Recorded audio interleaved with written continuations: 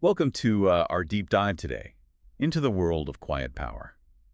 We're exploring the unique strengths and experiences of introverted young people, as detailed in Susan Cain's book. It's not about transforming introverts into extroverts. It's more like a guide Yeah. for those introverted youth navigating a world that often seems designed for those Yeah. who really love that spotlight. Right. Exactly. So we're going to be uncovering the science behind introversion and debunking some common myths, and also learning practical tips for handling social situations, everything from the, sometimes dreaded school cafeteria to even leading group projects. So get ready for a journey of self-discovery as we unlock the hidden strengths of introversion and see how it can truly be a powerful force in leadership, Apparently. creativity, and even athletics. Absolutely. I think that this deep dive Yes. is really going to illuminate how introversion, rather than being a weakness, is truly a unique strength. And we have some great real-life examples that demonstrate this power. So Cain tackles this fundamental question right from the start. And it's, how is introversion different from shyness? And I found it fascinating how she makes a distinction between the fear of social judgment is shyness, while introversion actually centers around how an individual responds to stimulation and their preferred methods of recharging. And what's captivating is Cain's explanation of introverts' heightened sensitivity to stimulation because of their nervous system. This makes perfect sense, considering how easily overwhelmed they can feel in places like bustling cafeterias or crowded parties. Precisely. And this understanding helps us grasp why introverts flourish in calmer, more serene settings where they can concentrate Mm. and replenish their energy. Cain uses a great scientific example to illustrate this point. She talks about the psychologist Hans Eysenck, who conducted an experiment using lemon juice as a stimulant, and he observed the physiological responses of both introverts and extroverts. And his findings were pretty astounding. The introverts exhibited a much more pronounced physiological reaction to the lemon juice compared to the extroverts. So there's concrete evidence that their nervous systems are wired differently. Wow.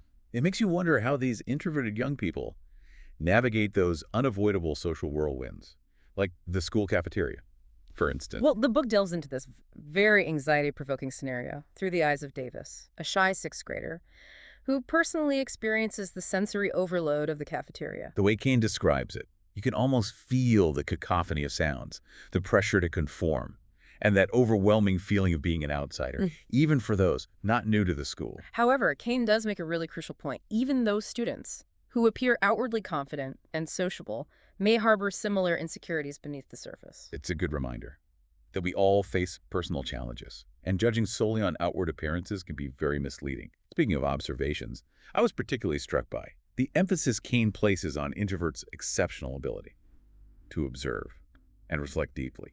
Yeah, this strength is often overlooked, but it allows introverts to absorb details that others might miss while preoccupied with constant interaction. And the example of Misty Copeland, the celebrated ballerina, perfectly illustrates this point.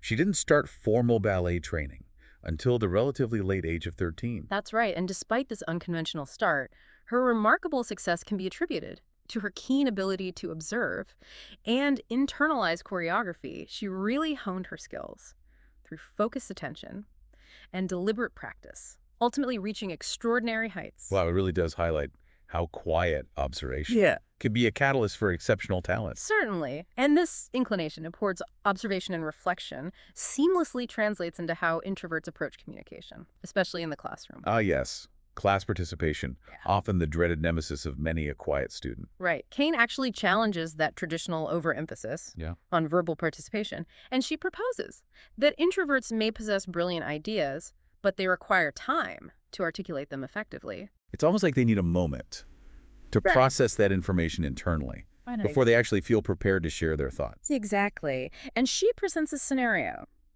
where a teacher utilizes popsicle sticks to enforce participation, which requires students to relinquish a stick with each contribution.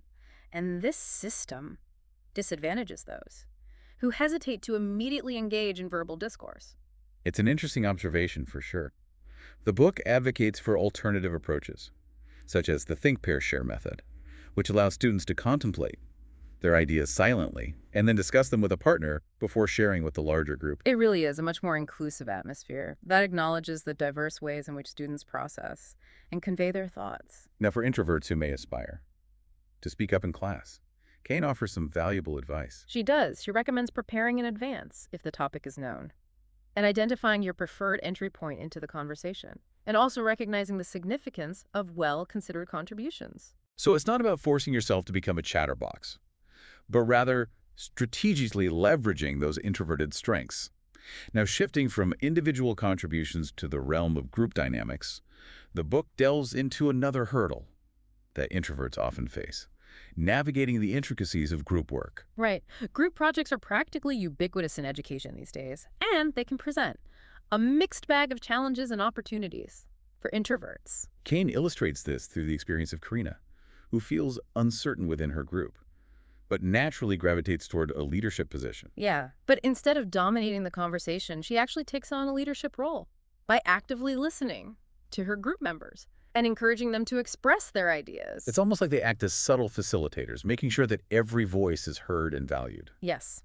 Cain really emphasizes that introverts often lead through collaboration and a genuine appreciation for diverse viewpoints. To help introverts thrive in group environments, Cain suggests strategies like emphasizing one-on-one interactions, utilizing written communication, and exploring brainwriting techniques, where everyone contributes ideas concurrently. She also proposes seeking out communities beyond school, where introverts feel more at ease and can practice their group work skills without the added pressure of a classroom setting. It's all about discovering those spaces where introverts can truly excel and contribute in their own distinctive ways. Now, moving on to a compelling and somewhat unexpected concept. The book challenges the stereotypical image of a leader by suggesting that introverts can be incredibly powerful and influential figures. It seems counterintuitive at first, but I'm eager to hear how Cain supports this argument. Well, she provides some compelling historical examples to illustrate this point. Take Eleanor Roosevelt, for instance. She transformed from an exceptionally shy child into a prominent human rights advocate and first lady. Remarkable to think that someone who once struggled with shyness could have such a profound impact on the world. Her journey really dismantles that notion that leadership necessitates boisterousness and presents the idea that quiet, thoughtful action can be equally, if not more, effective. Her story definitely underscores the diversity of leadership styles and encourages us to recognize and appreciate those who lead with quiet determination and thoughtful action. And this brings us to another intriguing concept explored in the book: the potential for introverts to become agents of social change. Right. It might come as a surprise to some, but Cain argues that introverts with their sharp observational skills, meticulous planning, and genuine passion for causes they believe in can be remarkably effective change makers. And the book revisits the story of Davis, the shy sixth grader we met earlier, and it chronicles his journey to becoming student body president and how he utilizes his observations and thoughtful ideas to implement positive changes within his school. It truly demonstrates the quiet power within introverts to make a tangible difference in their communities, even starting from a place of shyness or uncertainty. They might not be the ones making those grand pronouncements, but their quiet strength and unwavering commitment can lead to meaningful and lasting transformation. It serves as a call to action, urging introverts to embrace those unique strengths and utilize them to create a better world. Now let's address that age-old pressure introverts often face to be more social, especially when it comes to parties and large gatherings. Right, a pressure that can feel particularly acute during high school and college years, when social events are often depicted as the epitome of the experience. Well, the book acknowledges this pressure, especially with that constant barrage of images showcasing epic parties and social events that often cater to extroverted personalities. Creating that sense of fear of missing out, like one is missing out on something essential to the whole high school or college experience. Cain explores this through the story of Carly, who decides to have a low-key pre-prom gathering with just her closest friends before attending the main event. It's a great example of how introverts can discover their own ways to enjoy social interaction without feeling compelled to conform to that stereotypical party scene. Cain validates the idea that small gatherings, one-on-one conversations, or even having a wing person at a larger gathering can be far more fulfilling for introverts than forcing themselves into situations that drain their energy. It's all about honoring one's own social rhythm and finding those modes of connection that feel authentic and energizing. And speaking of social dynamics, we can't overlook that omnipresent force in today's world: social media. Ah, yes. That double-edged sword, that can be both a tool for connection and a potential source of anxiety for introverts. Right. The book delves into this complex relationship, highlighting both the positive and negative aspects of social media for this personality type. It presents some contrasting examples. Lola, who grapples with feelings of exclusion due to social media, versus Colby, who utilizes it to plan outings and connect with friends. It underscores the importance of self-awareness and setting boundaries with social media to avoid those feelings of inadequacy or pressure to present a certain image. Cain emphasizes that social media can be a valuable tool, but it's crucial to utilize it in a way that supports well-being, rather than depleting it. It's about striking that balance between connection and disconnection, and recognizing when to step away from the online world to nurture one's inner world. Now let's explore the world of creativity, a realm where introverts often truly flourish. The book celebrates the diverse ways in which introverts express themselves creatively, highlighting examples of writing music art, even blogging. Cain showcases Karina, who finds her voice through writing and playing the ukulele. Julian, who uses photography to capture the beauty in everyday life. And Matthew, who discovers an outlet for his humor and creativity through blogging. And she stresses the importance of supporting introverted children in finding their own avenues of creative expression and respecting their need for space and solitude to nurture those talents. It's about cultivating environments where quiet creativity can thrive and encouraging introverts to explore their passions without feeling pressured to perform or conform. Now let's enter into a topic that might surprise some: the intersection of introversion and athletics. Right. It's not a pairing that immediately springs to mind, but Cain challenges that assumption, that introverts are ill-suited for the competitive world of sports. I'm curious to hear the examples she uses to support this perspective. She presents compelling examples like NBA player Derrick Rose, renowned for his exceptional listening skills, which may seem like an unusual asset for a basketball player. How does she tie his listening skills to his success on the court? She postulates that Rose's attentiveness to his teammates and his ability to absorb coaching instructions significantly contribute to his on-court achievements. It makes you think about the different ways success can manifest, even in a field typically associated with outward showmanship. Precisely. And then there are soccer icons, Lionel Messi and Cristiano Ronaldo, both considered introverts who have achieved phenomenal accomplishments through their dedication to solitary practice and their unwavering pursuit of perfection. Their intense focus and ability to block out distractions must be valuable assets in the high-pressure world of professional sports. Absolutely. Cain even cites the entire Washington Nationals baseball team as an example, describing them as having an introverted dynamic with players who are analytical, focused, and introspective. That's a fascinating example of how an entire team can thrive with a more introverted approach, prioritizing strategic thinking over flamboyant displays of confidence. It challenges our preconceived notions of what constitutes a successful team dynamic. Beyond team sports, Cain explores the realm of solitary athletic pursuits, highlighting the story of Jessica Watson, the young woman who sailed solo around the world. That's an incredible feat of endurance and mental fortitude. What role does Cain attribute to Watson's introverted nature in her success? Cain emphasizes that Watson's ability to tolerate solitude and find solace in her own company played a crucial role in her accomplishment. It's a testament to the inner strength many introverts possess, allowing them to overcome challenges that might seem insurmountable to others.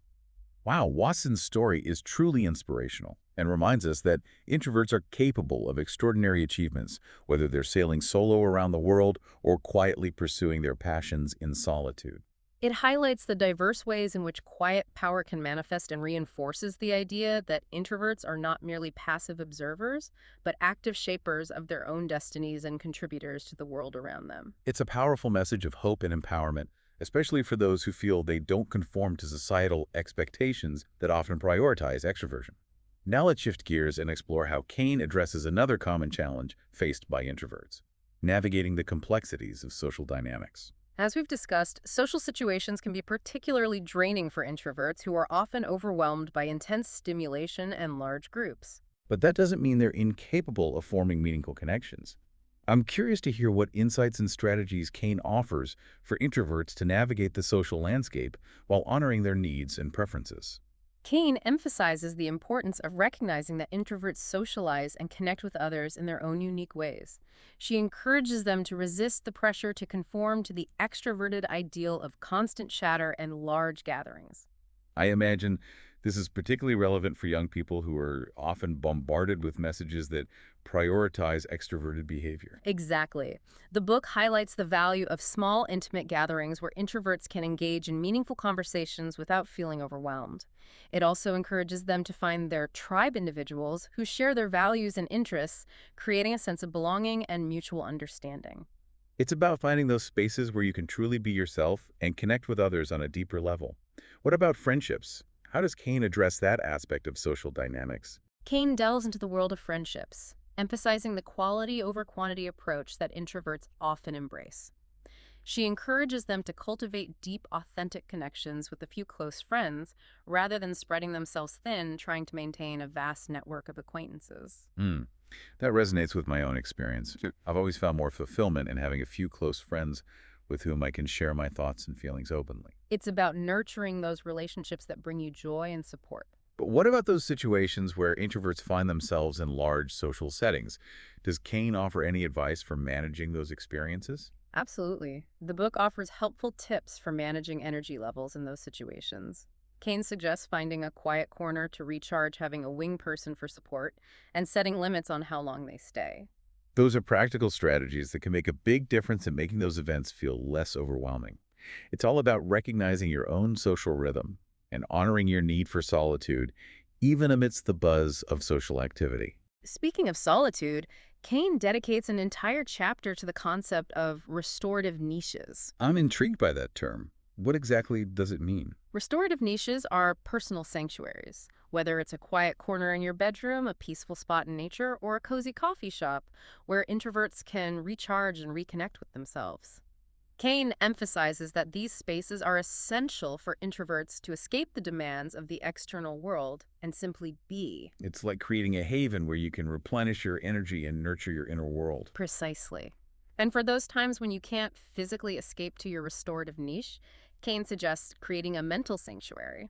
She provides the example of Julie, who finds peace on a crowded school bus by putting on her headphones and listening to music, creating a sense of calm amidst the chaos. It's a reminder that even small acts of self-care can make a big difference in managing our energy and maintaining our well-being. Indeed.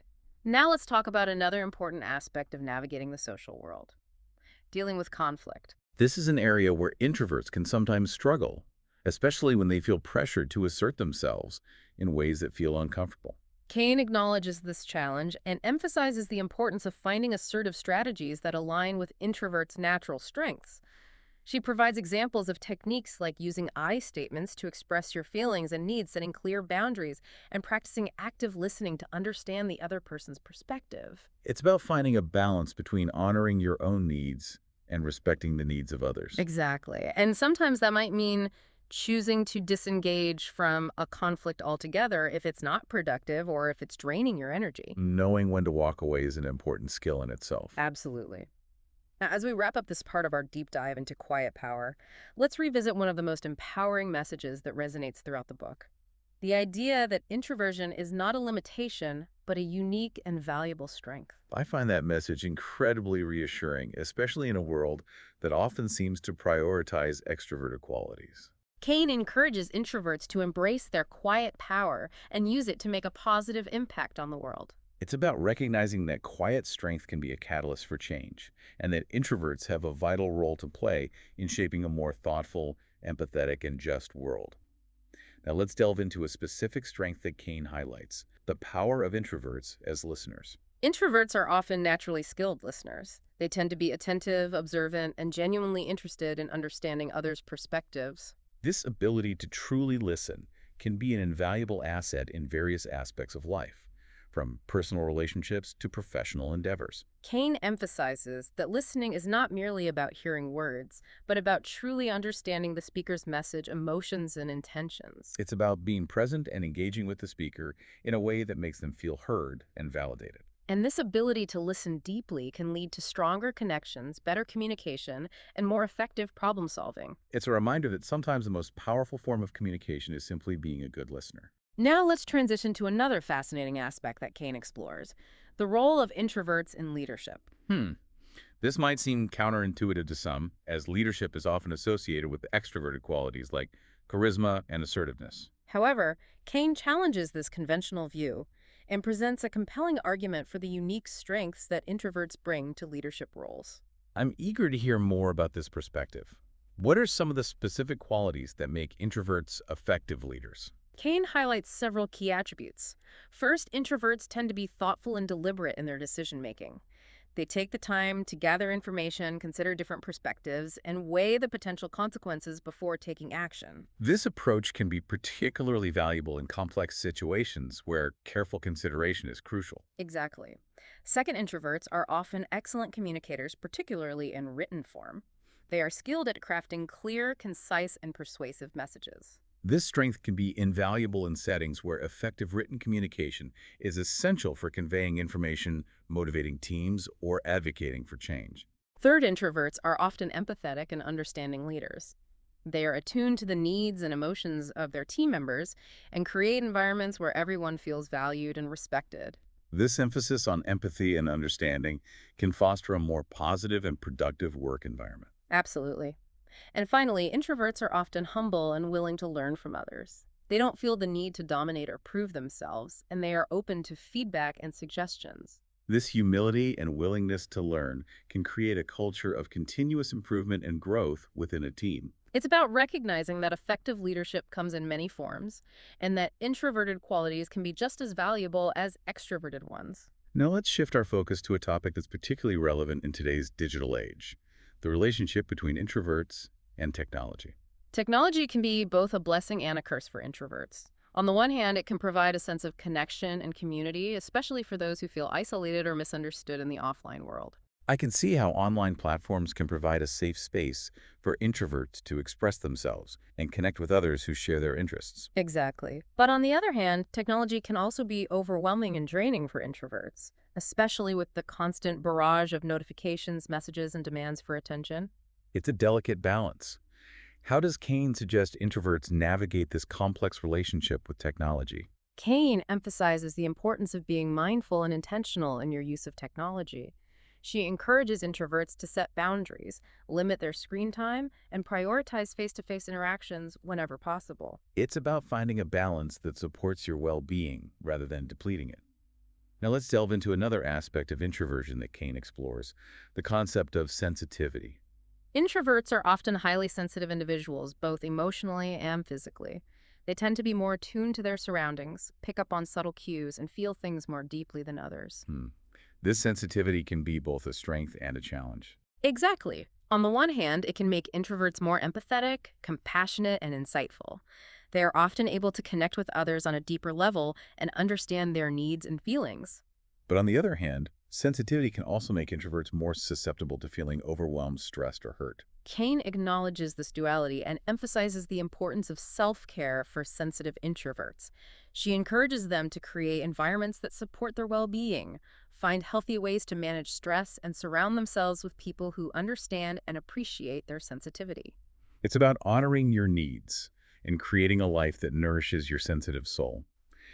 Now let's transition to a topic that can be particularly challenging for introverted young people: navigating the school environment. Schools are often designed with extroverts in mind, with an emphasis on group work, class participation, and social interaction. It can be a tough environment for introverts who thrive in quieter, more contemplative settings. How does Cain suggest introverts navigate this challenging landscape? Cain provides several strategies for introverts to thrive in school. First, she encourages them to advocate for their needs. This might mean talking to teachers about alternative ways to participate in class, seeking out quiet spaces to recharge, or finding ways to personalize their learning experience. So it's about taking ownership of your education and creating an environment that supports your learning style. Exactly. Second, Cain suggests finding ways to connect with like-minded individuals. This might involve joining clubs or activities that align with your interests, or seeking out mentors who understand and appreciate your introverted nature. It's about building a support system that can help you navigate the challenges of school. Third, Cain encourages introverts to embrace their unique strengths. This might mean focusing on your academic pursuits, excelling in independent projects, or finding ways to contribute your talents in a way that feels comfortable for you. It's about recognizing that you don't have to conform to the extroverted ideal to succeed in school. Now let's explore another important aspect of introversion that Cain discusses, the concept of rest. Rest is essential for everyone, but it's especially crucial for introverts who tend to expend a lot of energy in social situations and stimulating environments.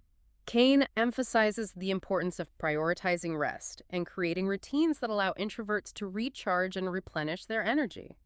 This might involve scheduling downtime, engaging in relaxing activities, or simply spending time alone in quiet contemplation. It's about honoring your need for solitude and making sure you're getting enough downtime to avoid burnout. Now let's shift our focus to a topic that's particularly relevant in today's fast-paced world dealing with stress and overwhelm. Introverts often feel overwhelmed in situations that involve a lot of stimulation noise or social interaction. It's important to have strategies for managing those feelings of overwhelm and maintaining your well-being. Cain provides several helpful tips for introverts to manage stress and overwhelm. First, she encourages them to become aware of their triggers, the specific situations or stimuli that tend to evoke feelings of stress. Once you know your triggers, you can start to develop strategies for avoiding or managing them. It's about understanding your own needs and limits and taking steps to protect your well-being. Second, Cain suggests practicing mindfulness techniques like deep breathing meditation or yoga. These practices can help calm the nervous system and reduce feelings of anxiety and stress. Right? These techniques can be incredibly helpful for calming the mind and finding a sense of peace amidst the chaos. Third, Cain encourages introverts to find healthy outlets for their emotions. This might involve journaling, talking to a trusted friend or therapist, or engaging in creative pursuits. Expressing your emotions in a healthy way can prevent them from building up and leading to feelings of overwhelm. Now, let's talk about another important aspect of introversion, the concept of purpose. I imagine finding a sense of purpose is essential for everyone, but it might hold particular significance for introverts who often feel a deep need to make a meaningful contribution to the world. Cain emphasizes the importance of finding work or pursuits that align with your values and passions. She encourages introverts to explore their interests, identify their strengths, and seek out opportunities where they can use their talents to make a difference. So it's about finding your niche in the world and contributing your unique gifts. Precisely. And sometimes finding your purpose might involve stepping outside your comfort zone and taking risks. It can be challenging, but the rewards can be immense. Absolutely.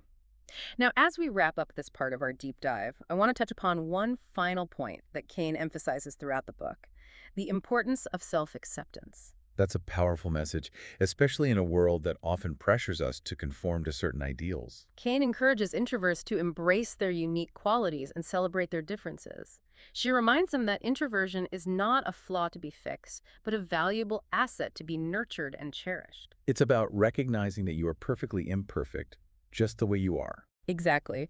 And as we move into the final part of our deep dive, we'll explore how Cain suggests we can all work together to create a world that honors diversity, values introspection, and celebrates the quiet revolutionaries who are making a difference in their own unique ways. It's so refreshing to hear Cain's message about embracing your authentic self, particularly in a world that often prioritizes extroversion.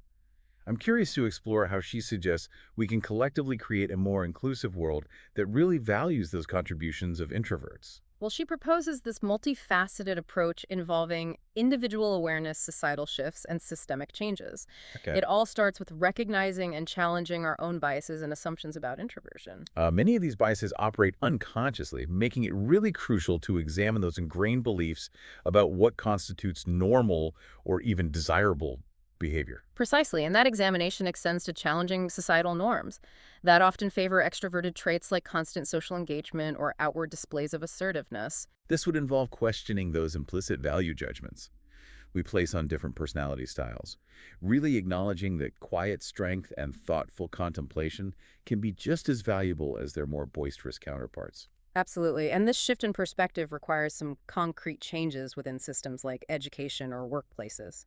Cain advocates for incorporating introverts' needs by providing quiet spaces for reflection, encouraging alternative forms of participation, and valuing individual contributions alongside those group efforts. This would create a much more accommodating environment, that allows introverts to flourish and contribute their unique talents without feeling pressured to conform to that extroverted ideal. Exactly. And this extends to promoting diverse leadership styles that recognize the effectiveness of quieter, more deliberative approaches often exhibited by introverts. So that would be challenging that traditional image of a leader as someone who commands attention, dominates those conversations, and instead valuing those who lead through active listening, thoughtful strategy, and empathy. Indeed. And this shift in leadership paradigms has really far reaching implications for fostering collaboration, innovation, and a much more inclusive decision making process that benefits from the unique strengths of all personality types. Cain's message about embracing introversion and creating a more inclusive world is incredibly inspiring.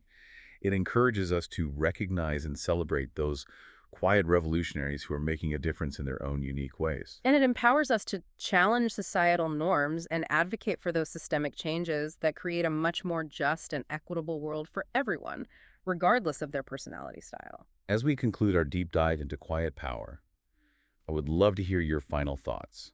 What would be the most impactful takeaway for our listener? Well, I think the most potent message that resonates throughout this entire book is that introversion is not a limitation, but rather a source of immense strength and potential. Right. Embrace your quiet power, cultivate your restorative niches, and step into the world knowing that your unique perspective and contributions are truly invaluable. This deep dive has been incredibly enlightening. It's definitely prompted me to reconsider my own assumptions and truly appreciate the power of introversion in all its forms. And I'm confident that our listener will walk away with a newfound understanding of themselves and the world around them. I think so too. Quiet Power offers such a profound message of hope and empowerment, encouraging us all to recognize and celebrate the quiet revolutionaries who are shaping our world in their own remarkable ways. Before we go, you mentioned at the start of our deep dive that you wanted to provide a 10-point summary for our listener as we wrap up. Oh, right, I almost forgot. So here is a 10-point summary of the key takeaways from our deep dive into quiet power. Number one, introversion is not shyness. It's about how you respond to stimulation and how you recharge. Number two, introverts' nervous systems are more sensitive, making them thrive in calmer environments. Number three, introverts are often strong observers and deep thinkers, leading to very insightful contributions. Number four, traditional class participation methods can disadvantage introverts, so alternative approaches are needed. Number five, introverts can be effective leaders by fostering collaboration and valuing diverse perspectives. Number six, quiet strength is a real and very powerful form of leadership, as we've seen exemplified by figures like Eleanor Roosevelt. Number seven, introverts can truly be agents of social change by leveraging their strengths, observation planning, and passion. Number eight, introverts have their own ways of enjoying social interactions, so don't feel pressured to conform. Number nine, social media can be both connecting and anxiety-inducing for introverts, so self-awareness and boundaries are key. And finally, number 10, embrace your quiet power and use it to create, lead, and make a difference in your own unique way. Thank you for joining us on this insightful journey, exploring the world of quiet power. We encourage you to continue reflecting on these ideas that we've discussed and to really embrace the power of introversion in your own life. Until next time, keep exploring, keep learning, and keep shining your quiet light.